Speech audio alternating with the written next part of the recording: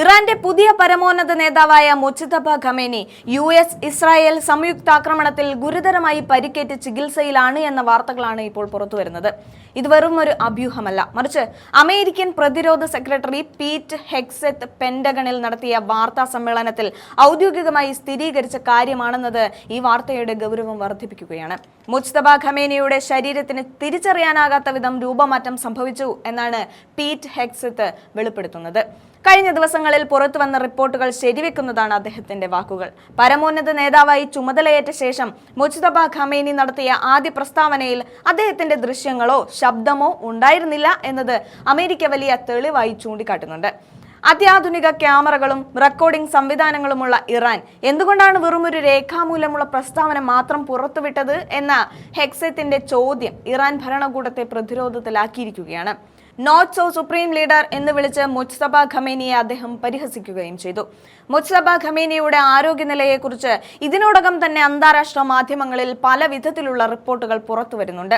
അദ്ദേഹം കോമയിലാണെന്നും ആക്രമണത്തിൽ അദ്ദേഹത്തിന്റെ ഒരു കാൽ നഷ്ടപ്പെട്ടു എന്നുമാണ് ദ സൺ റിപ്പോർട്ട് ചെയ്തത്.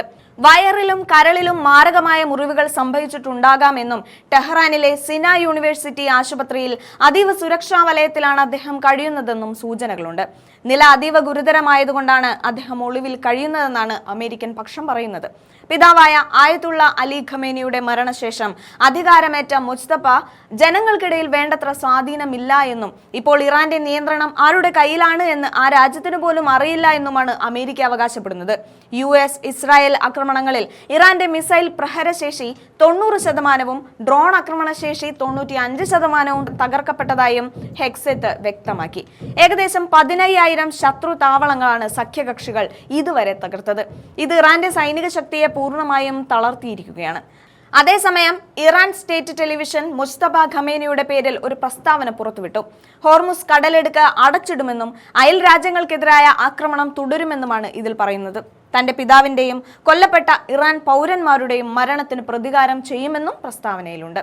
എന്നാൽ ഈ പ്രസ്താവന മുജ്തബ നേരിട്ട് പറയുന്നതിന് പകരം ഒരു വാർത്താ അവതാരകൻ വായിക്കുകയായിരുന്നു എന്നത് ലോകരാജ്യങ്ങൾക്കിടയിൽ വലിയ സംശയങ്ങൾക്ക് ഇട നൽകുന്നുമുണ്ട്. യുദ്ധം 8 ആഴ്ചയോളം നീണ്ടു നിന്നേക്കാമെന്നും ഇറാന്റെ ഭാഗത്തു നിന്നുള്ള എല്ലാ ആക്രമണങ്ങളെയും തടയാൻ തങ്ങൾക്ക് കഴിയില്ല എന്നും അമേരിക്കൻ പ്രതിരോധ സെക്രട്ടറി നേരത്തെ മുന്നറിയിപ്പ് നൽകിയിരുന്നു. ഇറാഖിൽ ഇന്ധന വിമാനങ്ങൾ തകർന്ന് 4 സൈനികർ കൊല്ലപ്പെട്ടത് അമേരിക്കയ്ക്കും തിരിച്ചടിയായിട്ടുണ്ട്. എന്നാൽ ഇറാൻ ഭരണകൂടത്തിന്റെ തലപ്പത്ത് സംഭവിച്ച ഈ വലിയ ആഘാതം യുദ്ധത്തിന്റെ ഗതിയെ എങ്ങനെയൊക്കെ മാറ്റുമെന്ന് വരും ദിവസങ്ങളിൽ നമുക്ക് കാണാൻ സാധിക്കും.